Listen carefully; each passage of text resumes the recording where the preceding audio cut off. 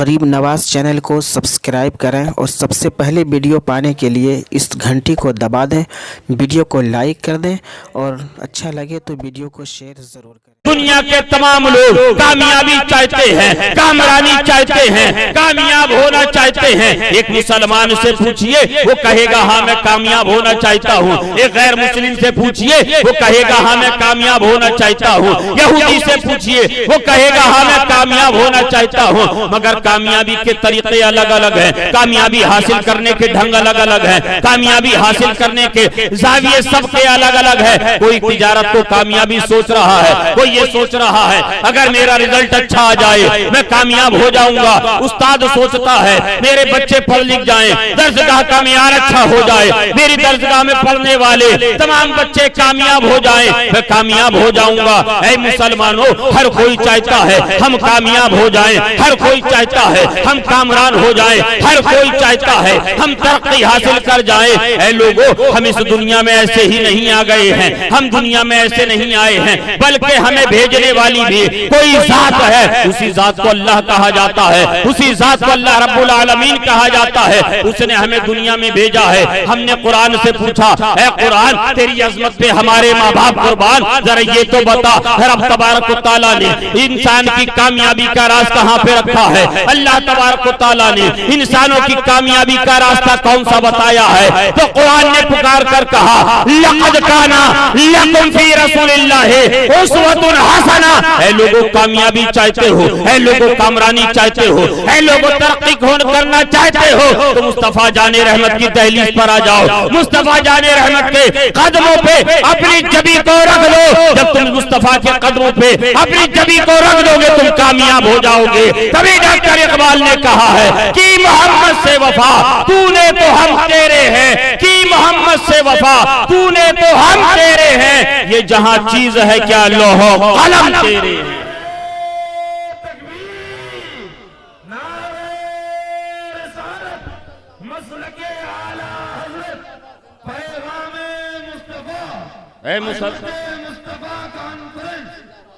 ऐ मुसलमानों, अगर कामयाबी चाहते हो तो अपने आका की दहलीज पर आ जाओ, आका के दामन से वाबस्ता हो जाओ। तुम दुनिया में भी कामयाब हो जाओगे, आखिरत में भी कामयाब होते नजर आओगे। लक़द काना लकुम फी रसूलिल्लाहि उस्वतुन हसना। तुम्हारे लिए रसूल पाक सल्लल्लाहु अलैहि वसल्लम की जिंदगी पाक बेहतरीन नमूना है अमल के लिए, बेहतरीन नमूना। कामयाब होने के लिए बिल्डिंगों की जरूरत नहीं है, कामयाब होने के लिए प्रॉपर्टी का जमा करना जरूरी नहीं है, कामयाब होने के लिए अच्छे बैंक बैलेंस का होना जरूरी नहीं है, अच्छा बैंक बैलेंस बनाना जरूरी नहीं है, बल्कि कामयाब होने के लिए रसूल पाक सल्लल्लाहु अलैहि वसल्लम के दामन से वाबस्ता होना जरूरी है, उनकी दहलीज से जुड़ना जरूरी है। इसलिए कि मुस्तफा जाने रहमत सल्लल्लाहु अलैहि वसल्लम की जब तुम दहलीज से जुड़ जाओगे, जब उनके दामन करम से वाबस्ता हो जाओगे, तुम कामयाब होते नजर आओगे, तुम कामयाब होते नजर आओगे। आइए जरा तारीख का मुताला करते हैं, मुअर्रिखीन रिवायत करते हैं, उलमा बयान करते हैं। जब अल्लाह तबारक व तआला ने हजरत आदम अलैहिस्सलाम को, अल्लाह तबारक व तआला ने हजरत आदम अलैहिस्सलाम को इस रूए जमीन पर भेजा है, इस धरती पर भेजा है, इस कायनात में भेजा है, तो मुअर्रिखीन बयान करते हैं, उलमा लिखते हैं कि जिस धरती पर हजरत आदम अलैहिस्सलाम को उतारा गया वो कोई और जमीन नहीं थी, वो कोई और मुल्क नहीं था, बल्कि वो हमारा और आपका मुल्क यही हिंदुस्तान था। सरनदीप की वादी में हजरत आदम अलैहिस्सलाम को जो आज श्रीलंका के अंदर है, जो श्रीलंका की सरहदों में है, उस वादी में उतारा। हजरत आदम अलैहिस्सलाम सरनदीप की वादी में जलवाबार, जंगल के हिरनों में एक हिरन को पता चला अल्लाह के नबी की आमद हुई। सुभान अल्लाह। हजरत आदम अलैहिस्सलाम को अल्लाह तबारक व तआला ने हुए जमीन पर भेजा है। कौन आदम?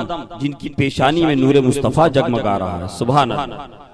वो आदम, हिरन ने जब सुना कि अल्लाह के हबीब, अल्लाह के नबी इस धरती पर तशरीफ लाए हैं, जमीन पर तशरीफ लाए हैं, उसने अपने घर बार को छोड़ा, अपने खानदान को छोड़ा, अपने कबीले को छोड़ा, अपने जंगल को छोड़ा, अपने बच्चों को छोड़ा और दौड़ पड़ा। हजरत आदम अलैहिस्सलाम की मोहब्बत में चल निकला, घर बार छोड़ दिया, रिश्तेदारों को छोड़ दिया, कुंबे वालों को छोड़ दिया, जंगल में दौड़ता हुआ चला जा रहा है। दौड़ते दौड़ते उस मकाम पर पहुंचता है जहां हजरत आदम अलैहिस्सलाम जलवाबार हैं। हजरत आदम अलैहिस्सलाम एक मकाम पे तशरीफ फरमा है, वो हिरन देखता है, हजरत आदम अलैहिस्सलाम को देखता है, कभी दाएं से देखता है, कभी बाएं से देखता है, कभी सामने से देखता है, कभी पीछे आके देखता है, कभी हजरत आदम का तवाफ करने लगता है। हजरत आदम अलैहिस्सलाम जो अभी तक उस हिरन को देख रहे थे, थोड़ी देर देखने के बाद उसकी हरकत और सुकनात को गौर करने के बाद हजरत आदम ने हिरन से मुखातब होकर कहा, ऐ हिरन ये तू क्या कर रहा है? कभी तू मेरे सामने आता है, तू कभी मेरे दाएं आता है, तू कभी मेरे बाएं आता है, कभी तू मेरे आगे आता है, कभी तू मेरे पीछे आता है, मामला क्या है? कभी तू मेरा तवाफ कर रहा है? वो कहता है हुजूर मैं कुछ नहीं, मैं सिर्फ आपका दीदार कर रहा हूँ, मैं सामने से भी आपको देख रहा हूँ, मैं दाएं से भी आपका दीदार कर रहा हूँ, मैं पीछे से भी आपका दीदार कर रहा हूँ, मैं हुजूर आपकी मोहब्बत में आया हूँ, अपने घर वालों को छोड़कर आया हूँ, अपने रिश्ते नाते वालों को छोड़कर आया हूँ, अपने कुंबे वालों को छोड़कर आया हूँ, अपने खानदान वालों को छोड़कर आया हूँ, मैं सिर्फ आपकी मोहब्बत में आया हूँ, मैं सिर्फ आपकी मोहब्बत में आया हूँ, मैं सिर्फ आपकी ज़ियारत के लिए आया हूँ, आपकी पेशानी में जो नूरे मुस्तफा जगमगा रहा है मैं उसकी ज़ियारत के लिए आया हूँ। हजरत आदम अलैहिस्सलाम ने जब हिरन की ज़बान से ये सुना, हजरत आदम अलैहिस्सलाम को उस पर प्यार आता है, उस पर मोहब्बत आती है। हजरत आदम अलैहिस्सलाम फरमाते हैं, ऐ हिरन मेरे करीब आ जा। वो हिरन हजरत आदम अलैहिस्सलाम के करीब पहुंचता है। हजरत आदम अलैहिस्सलाम अपना दस्ते शफ़क़त उसकी पुश्त पर फेरते हैं, वो बातें कर रहा है, वो अपने दुखड़े सुना रहा है। हजरत आदम अलैहिस्सलाम की गोद में अपना सर रखे हुए है, हजरत आदम अलैहिस्सलाम उसकी पुश्त के ऊपर अपना दस्ते मुबारक फेर रहे हैं। थोड़ा वक्फा गुजरा था, कहता है हुजूर आप मुझे अब इजाजत दे दीजिए, मुझे अपने कबीले जाना है, मुझे अपने गांव जाना है, मुझे अपने घर जाना है, मेरे रिश्तेदार और बच्चे मेरा इंतजार कर रहे हैं। हजरत आदम फरमाते हैं कि ठीक है जा, चला जा, अपने घर को चला जा, अपनी बस्ती को चला जा, अपने कबीले में चला जा। वो हिरन वापिस जाता है, जो ही वापिस जाता है अपने जंगल में पहुंचता है, अपने रिश्तेदारों में पहुंचता है, जंगल के बाकी हिरनों के दरमियान पहुंचता है। जो ही वो पहुंचा था, कोई हिरन उसको दाएं से सूंघ रहा है, कोई उसको बाएं से आकर सूंघ रहा है,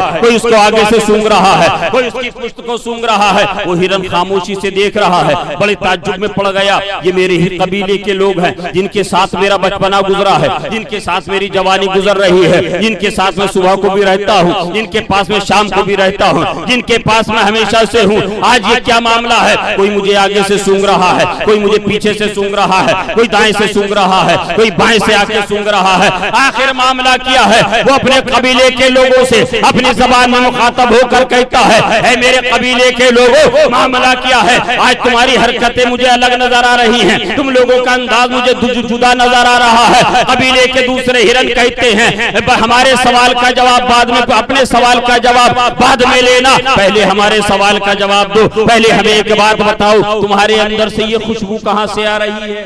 सुभान अल्लाह, तुम्हारे अंदर से ये खुशबू कहां से आ रही है? वो कहता है मुझे नहीं मालूम, मुझे नहीं मालूम मेरे अंदर से ये खुशबू कहां से आ रही है। कहा कि तुम तो हमारे ही कबीले के हो, तुम तो हमारी ही नस्ल के हो, तुम तो हमारे ही खानदान के हो, तुम तो हम जैसे ही हो। थोड़ी देर पहले तक हमारी तरह आम थे, ये तुम कहां से आए हो? ये तुम क्या कहां से लगवा के खुशबू आ गए हो? वो हिरन कहता है मुझे नहीं मालूम, मुझे नहीं मालूम, मगर है मेरे कबीले के लोगों एक बात सुनो, एक बात सुनो। मुझे खबर मिली कि अल्लाह तबारक व तआला ने हजरत आदम अलैहिस्सलाम को इस धरती पर भेजा है। मैं हजरत आदम अलैहिस्सलाम की मोहब्बत में अपने कबीले को छोड़कर, अपने रिश्तेदारों को छोड़कर उनकी बारगाह में हाजिर हुआ, उनकी मैंने जियारत करी, उन्होंने खुश होकर मेरी पुश्त पर हाथ फेरा, मैं वहां से इजाजत लेकर चला आया। मुझे नहीं मालूम कि फिर क्या हुआ, मुझे नहीं मालूम ये मेरे अंदर से खुशबू कहां से आई। जंगल के सारे हिरन एक वसी मैदान में जमा होते हैं, एक मैदान में जमा होकर आपस में महुए गुफ्तगू होते हैं। देखो ये हमारे ही कबीले का है, देखो ये हमारे ही खानदान का है, देखो ये हमारी ही नस्ल का है, देखो ये हमारी ही बिरादरी का है। थोड़ी देर पहले तक ये हम जैसा ही था, इसके पास से भी कोई खुशबू नहीं आती थी, इसका जिस्म से भी कोई महक नहीं आती थी। वही महक थी जो हमारी पुश्तैनी महक है, वही खुशबू थी जो हमारी पुश्तैनी खुशबू है। मगर ये थोड़ी देर पहले एक अल्लाह के नबी की बारगाह से आया है, इसके जिस्म से खुशबू आ रही है। हम ये चाहते हैं कि हम सब मिलकर भी हजरत आदम के पास चलते हैं और यही खुशबू लेकर आते हैं। उन जंगल के हिरनों के अंदर एक हिरन खड़ा होता है और कहता है ऐसे नहीं जाना है, बल्कि एक टीम वर्क के साथ जाएंगे, एक मिचिल लेकर जाएंगे, एक पूरी टीम लेकर जाएंगे। मगर जाने से पहले अपने हिरनों में से कुछ को अपना टीम, एक को टीम का लीडर बना दो, अपना कप्तान बना दो, एक को अपना मुखिया बना दो। सारे लोगों की इत्तेफाक राय से एक हिरन को जंगल के हिरनों का सरदार बना दिया गया, उनकी टीम का कप्तान बना दिया गया। अब वो आगे आगे चल रहा है, बाकी उसका खानदान, जंगल के सारे हिरन पीछे पीछे जा रहे हैं। जिस जगह पे हजरत आदम अलैहिस्सलाम जलवाबार थे, उस जगह पर पहुंचते हैं। वो सरदार आगे बढ़ता है, वो कप्तान आगे बढ़कर कहता है हजरत अभी हमारे ही कबीले का एक हिरन आपके पास आया था, आपने उसकी पुश्त पे हाथ फेरा था, वो हमारे दरमियान जब पहुंचा है उसके जिस्म से महक आ रही है, उसके जिस्म से खुशबू आ रही है। ऐ हजरत आदम, ऐ अल्लाह के हबीब, ऐ अल्लाह के नबी, हम चाहते हैं आप भी हमारी पुश्त पे हाथ फेर दीजिए ताकि हमारे भी जिस्म से खुशबू आने लगे, ताकि हमारा भी जिस्म महक जाए। हजरत आदम फरमाते हैं कि ठीक है, अगर तुम खुशबू लेना चाहते हो, अगर तुम मेरे पास आए हो, सारे कबीले के लोग आए हो, मेरी एक शर्त है, एक एक करके आते जाना, मैं पुश्त के ऊपर हाथ फेरता जाऊंगा, तुम वापस जंगल में चले जाना। सबने कहा हुजूर हमें मंजूर है। एक एक करके आ रहे हैं। हजरत आदम अलैहिस्सलाम अपना दस्ते अनवर फेर रहे हैं, दस्ते मुकद्दस फेर रहे हैं। एक हिरन आया चला गया, दूसरा आया चला गया, तीसरा आया चला गया, एक एक करके हिरन आ रहा है, जा रहा है। हजरत आदम अलैहिस्सलाम अपना दस्ते मुबारक उनकी पुश्त पर फेर रहे हैं। एक एक करके जंगल के सारे हिरनों की पुश्त के ऊपर हजरत आदम अलैहिस्सलाम ने अपना दस्ते नबूवत फेर दिया। सब लोग वापस पलटते हैं, जंगल में जाते हैं। जब वापस जाकर एक दूसरे को सूंघते हैं, न इसके पास से खुशबू आती है, न उसके पास से खुशबू आ रही है, न ये महक रहा है, न वो महक रहा है। सब लोग ताज्जुब में पड़ गए। अब उस हिरन को बुलाया, कहा कि सच सच बता, तू कहाँ गया था, ये खुशबू कहाँ से पाया? वो हिरन कहता है मैं तो हजरत आदम के ही पास गया था, उन्होंने अपना हाथ फेरा था, अपने दस्ते मुबारक फेरा था, मेरे जिस्म से खुशबू आने लगी। वो तमाम के तमाम हिरन कहते हैं हम भी आदम के पास गए हैं, हजरत आदम ने हमारी भी पुश्त के ऊपर हाथ फेरा है, मगर तेरे अंदर से खुशबू आ रही है, तेरा जिस्म महक रहा है, हमारे जिस्म से खुशबू क्यों नहीं आ रही है? वो कहता है मेरे कबीले के लोगों,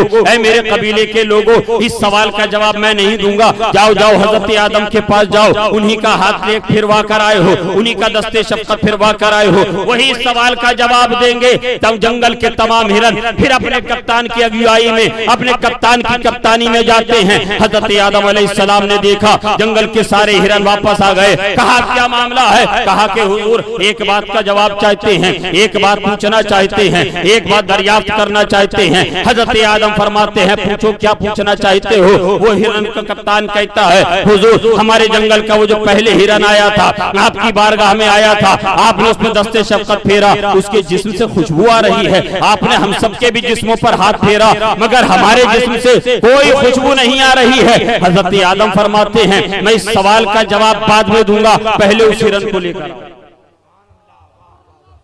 पहले उस हिरन को लेकर आओ। वो हिरन को बुलाया गया, उस हिरन को बुलाया गया, वो हिरन आगे आता है। हजरत आदम अलैहिस्सलाम फरमाते हैं ऐ हिरन ये बता तू यहाँ क्यों आया था? ऐ हिरन ये बता तू यहाँ क्यों आया था? वर्ज करता है अल्लाह के नबी ऐ हजरत आदम, जब मुझे ये खबर मिली, जब ये मुझे इत्तला मिली कि अल्लाह तबारक व तआला ने एक नबी को, अबुल बशर को, हजरत आदम अलैहिस्सलाम को इस रुए जमीन पर भेजा है। ऐ हजरत आदम मैं तो आपकी जियारत के लिए आया था, आपकी पेशानी में जो नूरे मुस्तफा जगमगा रहा है, मैं तो उसकी जियारत के लिए आया था, मैं तो उसके दीदार के लिए आया था।